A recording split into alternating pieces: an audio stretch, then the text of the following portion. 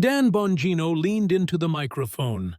"Today," he said, "I'm going to prove you're the biggest fraud in congressional history." He said it calmly, like he was reading a weather report, like he was stating a simple fact that everyone in the room would soon accept as truth. The House Oversight Committee hearing room went dead silent. Every camera, every reporter, every staffer froze in place. Then Alexandria Ocasio-Cortez laughed. Not a nervous laugh, a performance laugh, the kind she had practiced in front of mirrors, the kind that said this man was beneath her, the kind that played perfectly on Instagram clips. "Oh, this should be good." She leaned into her own microphone, her $3,000 blazer catching the light just right. Her team had picked that blazer specifically for the cameras. They had spent 45 minutes on her makeup that morning. This was supposed to be her moment, another viral clip of her destroying a Republican witness. "A failed cop-turned-podcast bro is going to lecture me about fraud." She paused for effect, looking around the room with theatrical disbelief. "What's next? You going to try to sell me some gold coins? Maybe some survival food for the apocalypse?" Scattered laughter from the Democratic side of the room. A few staffers pulled out their phones to capture what they assumed would be another Ocasio-Cortez takedown. She was in her element now. This was what she did. This was who she was, the clapback queen, the social media warrior, the voice of a generation. "Maybe you should stick to screaming into a microphone for angry boomers," she continued. "Leave the real work to people who actually understand policy." More laughter. A staffer gave her a thumbs up. Bongino didn't move. He sat perfectly still, hands folded on the table, watching her performance with the patience of a man who had spent 12 years in the Secret Service. He had protected presidents. He had faced down genuine threats. He had learned to wait. The laughter faded. The silence stretched. Ocasio-Cortez's smile flickered just for a moment. She wasn't used to opponents who didn't react. She fed on reactions. She needed them. "You done?" Bongino asked. His voice was flat, unimpressed. "I'm just getting started, tough guy. You're everything wrong with—" Bongino reached down and opened his briefcase. The leather was worn, practical, nothing fancy. "So am I." He pulled out a single folder. Not thick, not dramatic, just a plain manila folder with a typed label on the front. He set it on the table, positioning it so every camera in the room could read the words. The label said, "Ocasio-Cortez, the fraud."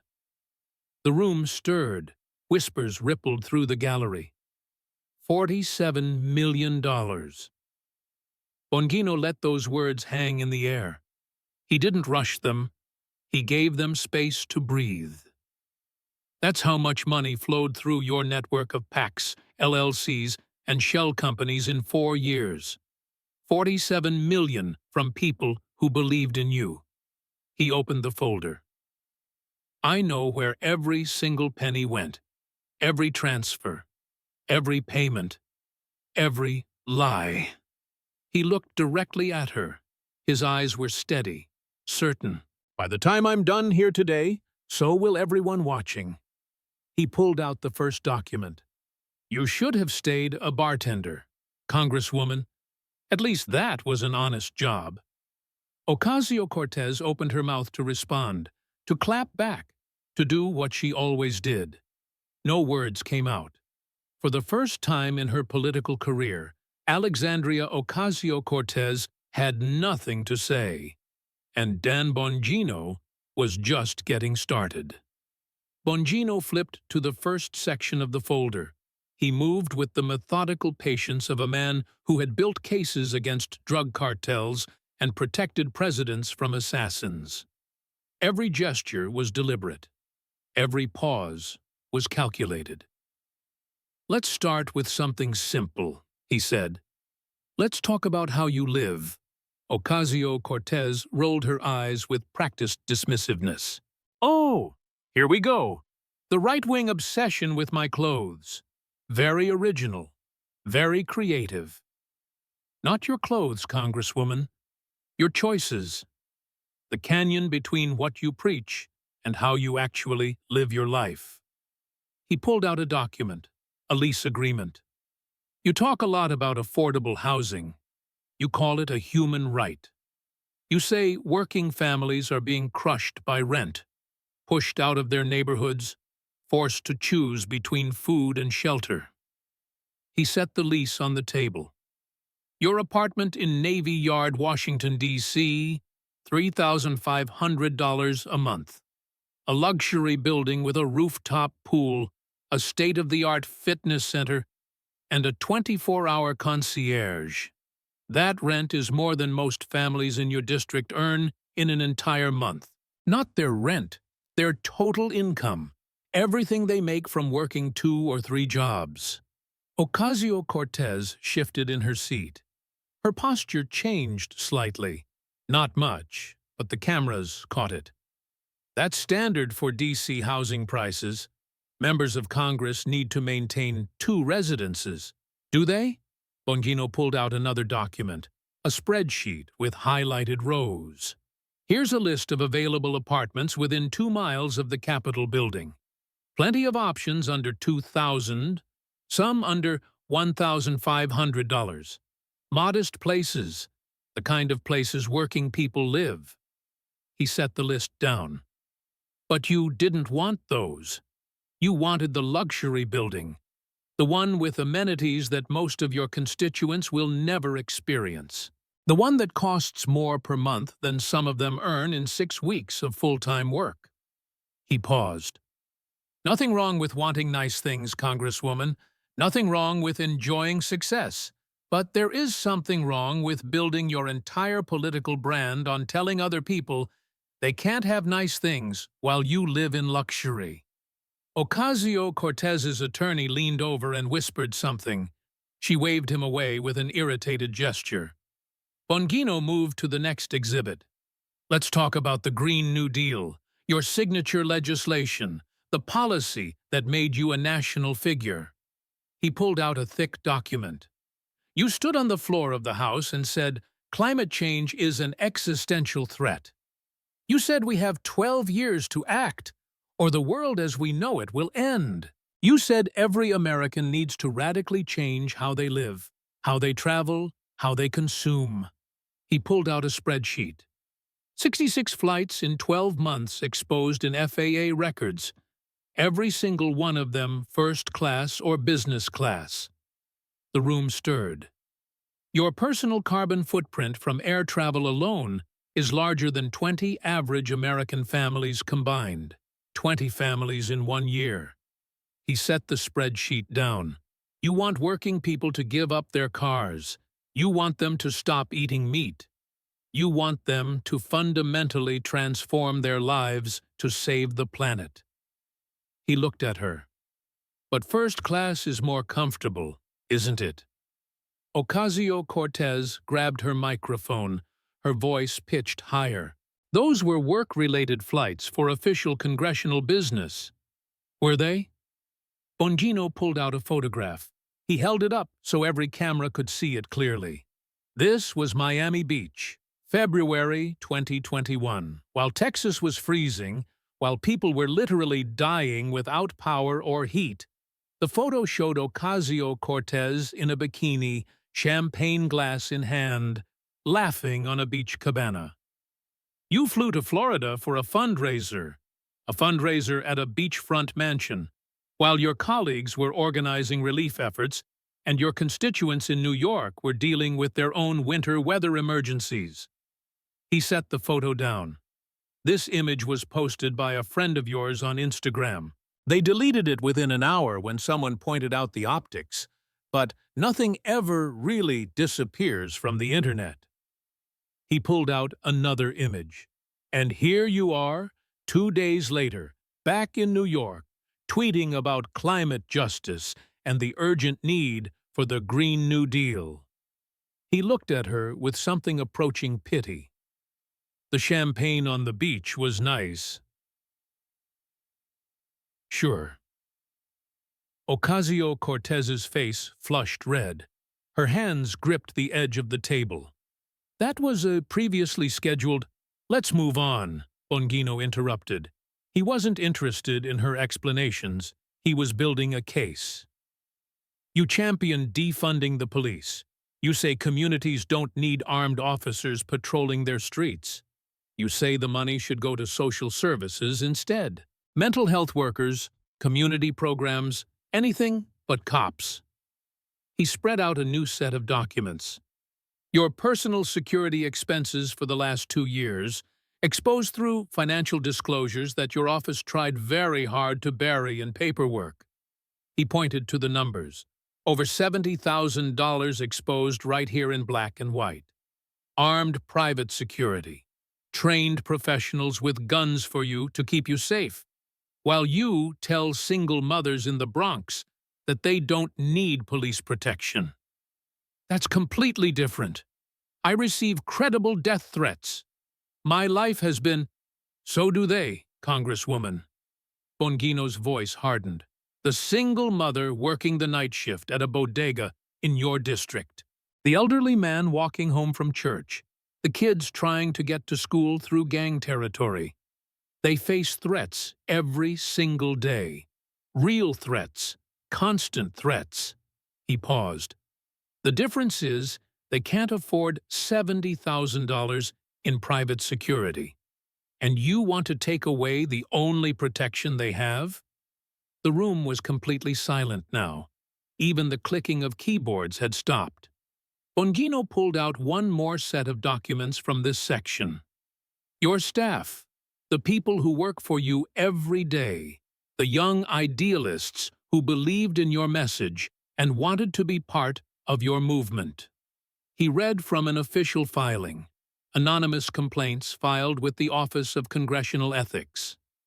Quote, the Congresswoman demands absolute loyalty but treats staff like personal servants. Unpaid overtime is expected, and any complaints are met with threats about career consequences. He flipped to another page.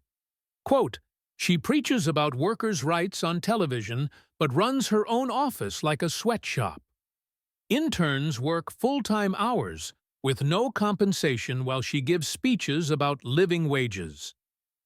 Another page. Quote, there are 2 versions of her. The public one who cares about working people, and the private one who screams at junior staff for bringing the wrong coffee. He set the documents down.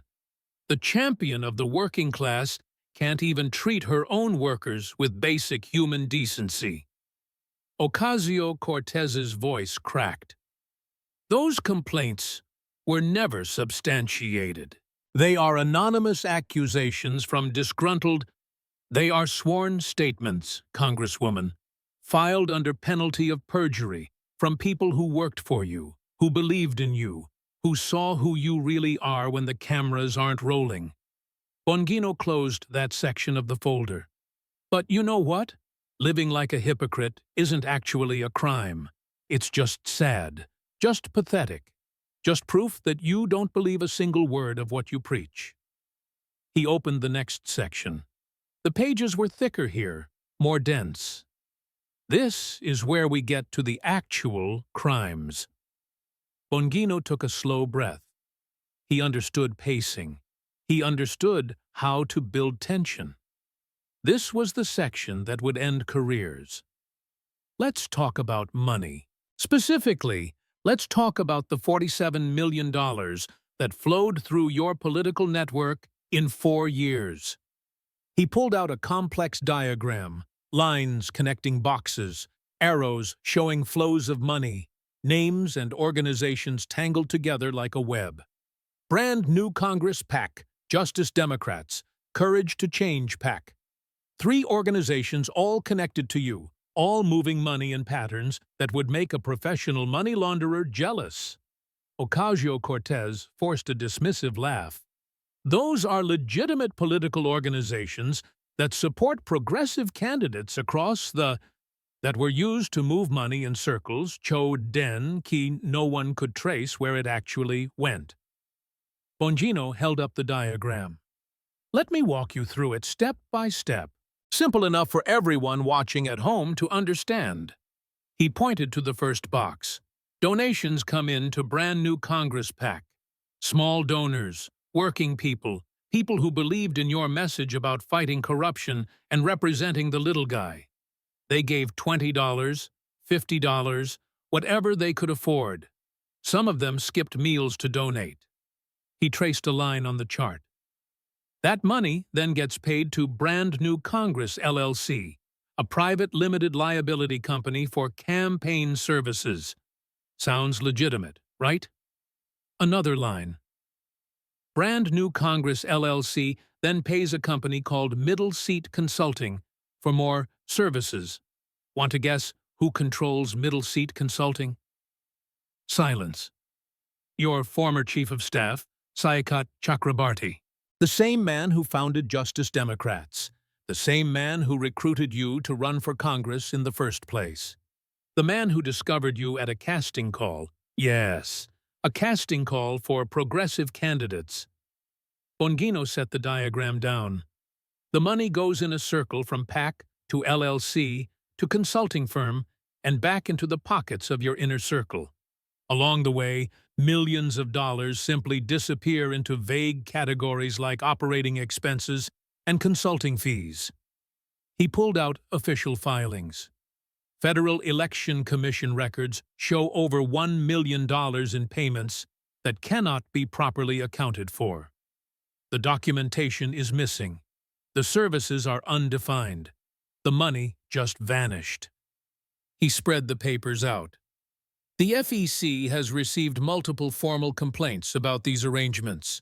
They've been investigating for years. The only reason charges haven't been filed is because the commission has been deadlocked along partisan lines. But the FBI doesn't have that problem, and they've been looking at this very carefully. Ocasio-Cortez's attorney was writing furiously. He looked pale. Let's talk about something more specific, Bongino continued. Let's talk about your boyfriend. The room went very still. This was personal now. Riley Roberts, your longtime partner, by all accounts, a nice enough guy. Not a political operative, not a campaign strategist, not a communications expert.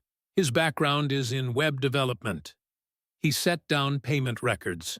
Your campaign and associated PACs paid Riley Roberts $6,000 a month, every month, for over a year for marketing consulting.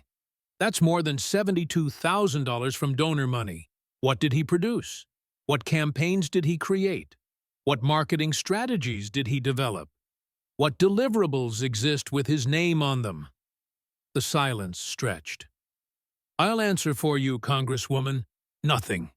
There is no portfolio, no documented work product, no evidence that he did anything at all to earn that money. Just checks written to your boyfriend from funds donated by working people who thought they were supporting a political movement. Ocasio-Cortez's voice rose defensively. Riley provided valuable digital strategy at an ongoing consultation on the... Then show me. Bongino's voice cut through her explanation. Show this committee a single piece of work he produced. One strategy document, one campaign creative, one email chain discussing deliverables, one anything. She didn't respond. I've reviewed every filing, every document your campaign produced. His name appears only on payment records, never on any actual work product. He pulled out another piece of paper. But here's where it gets really interesting. Let me tell you about Maria Gonzalez. He paused, letting the name settle. Maria Gonzalez, single mother of two, lives in the Bronx in your district. Maria works 2 jobs. She cleans office buildings downtown at night. During the day, she works at a laundromat folding other people's clothes.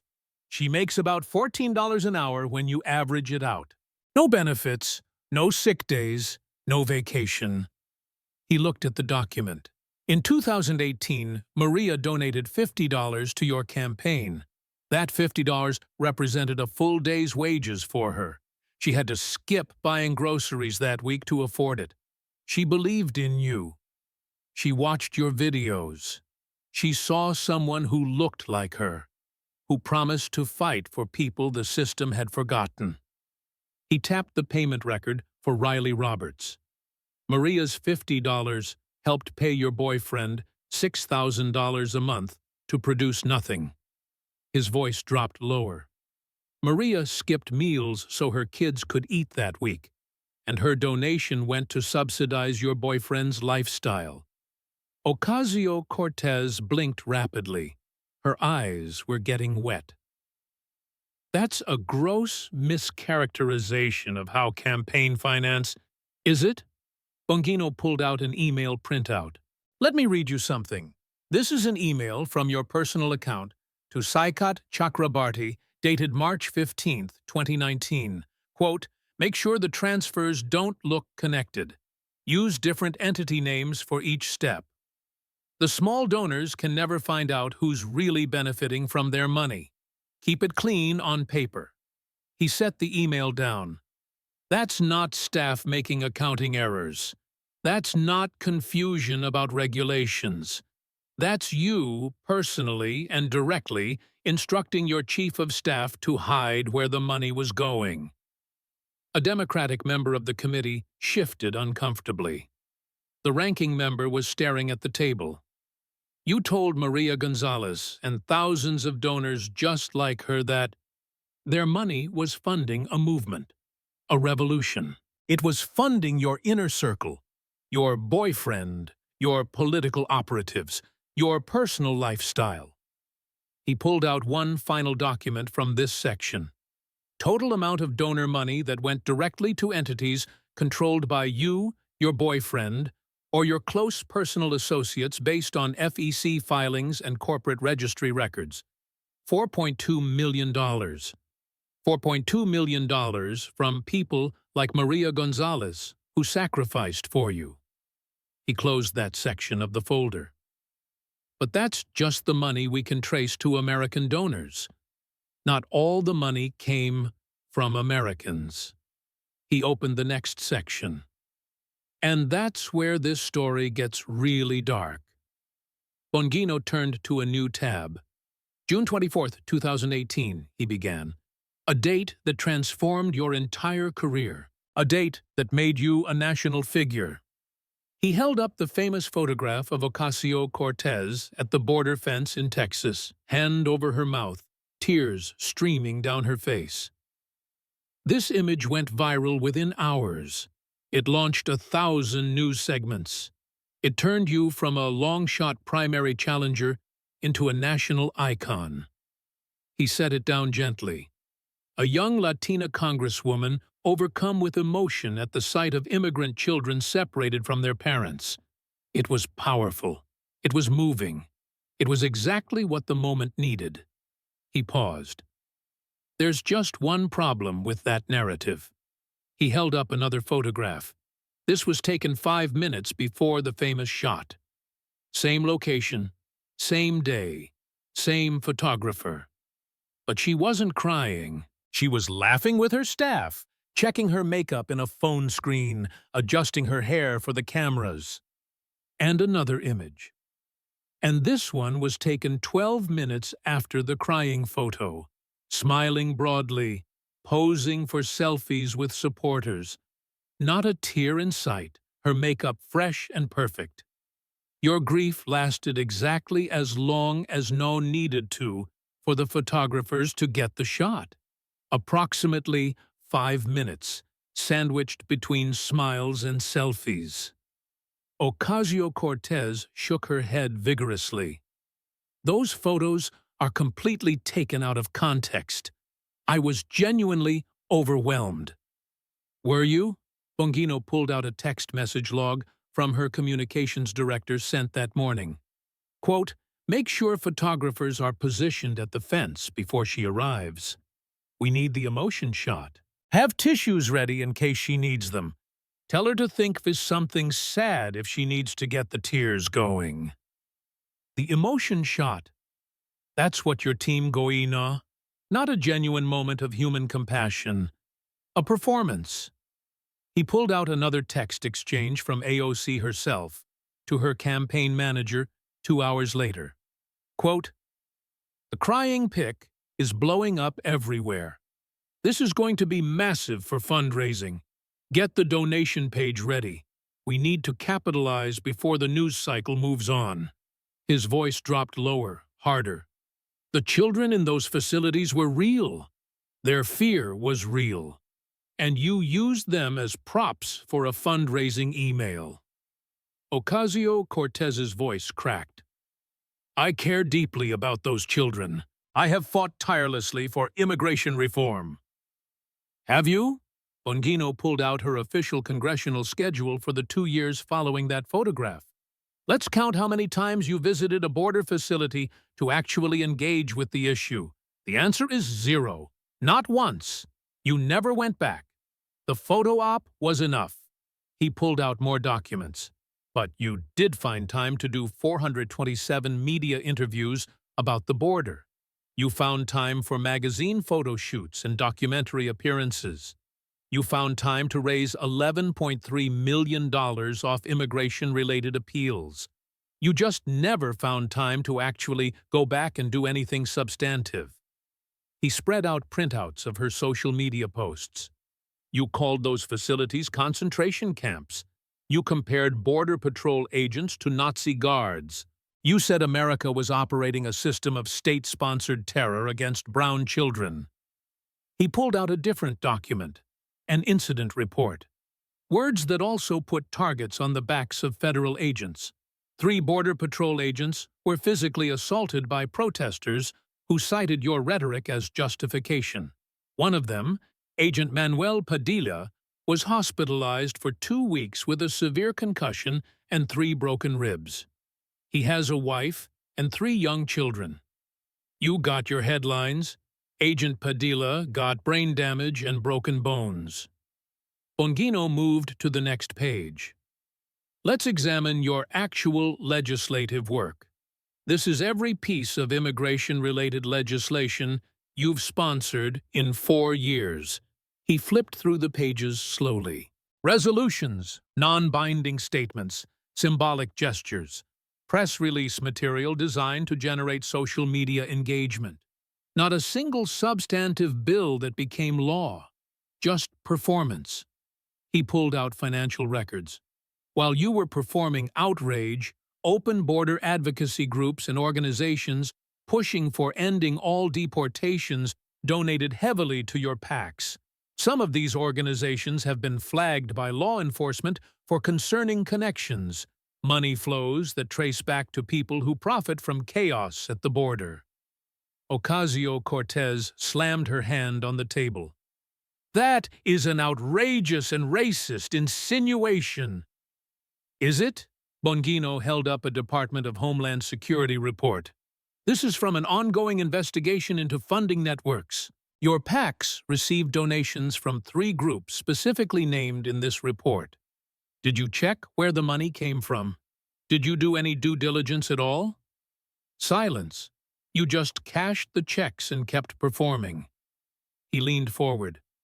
"Every year, thousands of migrants die crossing the desert because they were told the border was open. Women are assaulted. Children are trafficked. And you profit from the chaos. You fundraise off the suffering. You build your political brand on the bodies of people you claim to care VE." He opened the final major section. "This is the part that's going to hurt the most. Not you, Congresswoman. You already know what's in here. Nó sẽ làm tổn thương những người đang xem tại nhà, những người đã tin tưởng bạn." He opened the folder. "Let's start for Amazon." Ocasio-Cortez visibly stiffened. 2019, Amazon announces plans to build a second headquarters in Long Island City, Queens, your district. He pulled out economic projections. 25,000 jobs, professional positions with an average salary of $150,000 per year, direct investment of over $2 billion, tax revenue that would have funded schools for decades. You led the opposition. You called it corporate welfare. And it worked. Amazon pulled out. They took those 25,000 by fifth jobs somewhere else. He looked at her. You celebrated. You called it a victory for the people. He pulled out an email from her personal account sent to a major donor MOT, Tuan Sao, qui Amazon route Louis. Quote, the Amazon thing worked out even better than we expected. Those tech workers would have completely gentrified the district within 5 years. They would have voted for centrist Democrats or even Republicans. Better to keep the current voter base in place. Poor people who depend on Chinfu programs are reliable voters for us. That's our base. That's our path to power. The hearing room was absolutely silent. You didn't kill Nhung Jobs because of principle, Bongino said slowly. You killed them, vì những người có tài chính ổn định, có học vấn, có thể sẽ không can ban nữa. 25,000 families' chances for wealth and the American dream. Deliberately killed because their success would have threatened her political power. Ocasio-Cortez was shaking now. That email it's being taken completely out of context. Bongino pulled out phone records. This next part is personal. These are text messages from your personal cell phone obtained legally through a warrant. March 15, 2021. A text to a college friend from Boston University. He read slowly. Quote, these Bronx people are honestly so easy to manipulate. Just say the word socialism a few times and throw in some Spanish phrases, and they cheer like trained seals. Gasps from the gallery. A staffer walked out. Same conversation 2 minutes later. They'll vote for me literally no matter what I do. They're not smart enough to realize they're being played. All I have to do is say I'm fighting for them, and they believe it. More gasps. And then this one. The Bronx is basically just my brand at this point, like a logo I own. I would never in a million years actually live there again. Can you imagine? Ocasio-Cortez's voice was a whisper. Those texts. I was venting. What context makes it acceptable to call your voters trained seals? What context makes calling your district a brand you own anything other than contempt for the people who elected you? Bongino pulled out personnel records. 14 full-time staffers in your office. 12 of them are from out of state. 10 have Ivy League degrees. Only High actually grew up in your district. Champion of the working-class Bronx can't even find qualified workers from the Bronx. He pulled out a Univision transcript and a linguistic analysis. You present yourself as a Latina connected to her roots, but a professional linguist who reviewed your tapes said, the subject speaks Spanish at an intermediate tourist level. Her pronunciation is heavily Americanized.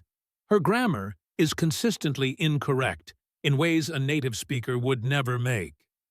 You perform being Latina for the cameras, but the actual culture, you never really had it. Ocasio-Cortez was crying now, mascara running. My family is Puerto Rican. I am Puerto Rican. This is a racist attack.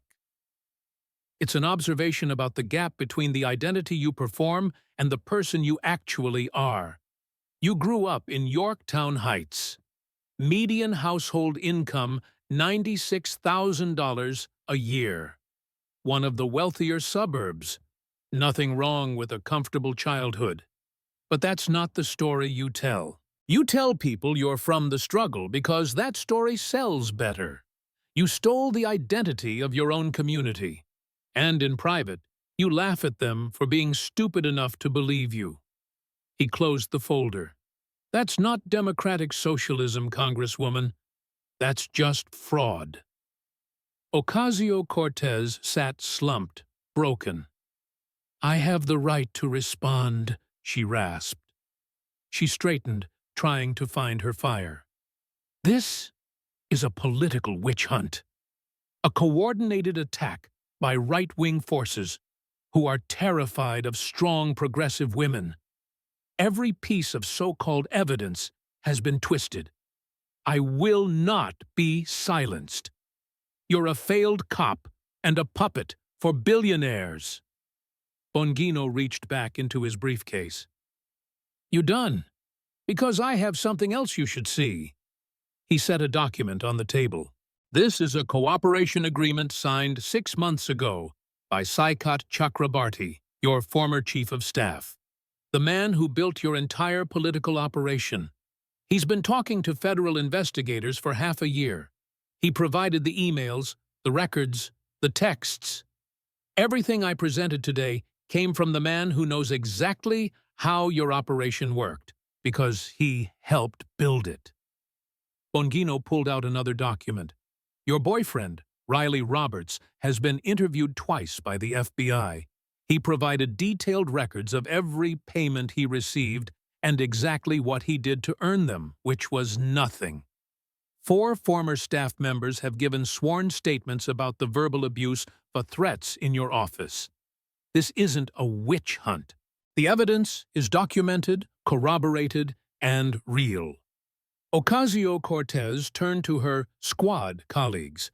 Ilhan, Rashida, Ayana, say something. Tell them.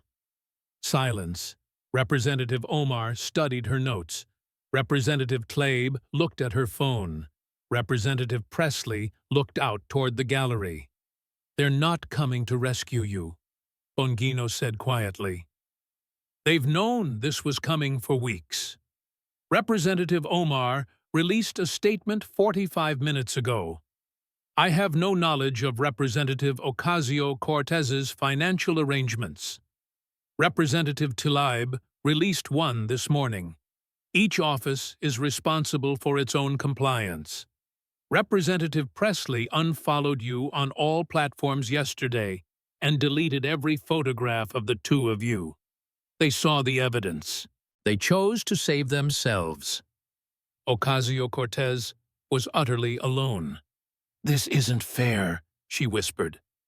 I don't think you're evil, Congresswoman, Bongino said, closing his briefcase.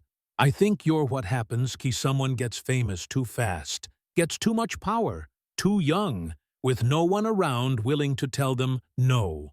You got lost somewhere between your first viral tweet and your 50th magazine cover. Chairman James cleared his throat. Based on the proceedings today, I am directing committee staff to prepare a formal referral to the Department of Justice for criminal investigation. Representative Ocasio-Cortez, you are strongly advised to retain experienced legal counsel. This hearing is adjourned. The gavel came down with a sharp crack. Ocasio-Cortez tried to stand, her legs trembling. She made it 3 book before the storm of camera flashes started. Reporters shouted, "Will you resign? What do you say to the donors?" She didn't answer. She couldn't. Within multi-hour, the video was everywhere. Within 3 hours, calls for resignation came from her own party. In the Bronx, Maria Gonzalez watched the fuzzy picture on her old TV, holding her 2018 donation receipt. I told my daughters she looks like us, Maria said through tears. She called us stupid. I skipped groceries to send that money. The hope she stole, I don't know how to get that back. Dan Bongino did one interview that evening. A young woman destroyed her own career through arrogance and greed, he said. I feel sympathy for who she could have been, but she made different choices and hung choices led here. 3 days later, Alexandria Ocasio-Cortez submitted her resignation from Congress. She did not apologize. The investigation continued without her. Grand juries were convened. In the Bronx, Maria Gonzalez took down the poster of AOC and put NO in the trash. Some things, once broken, cannot be repaired.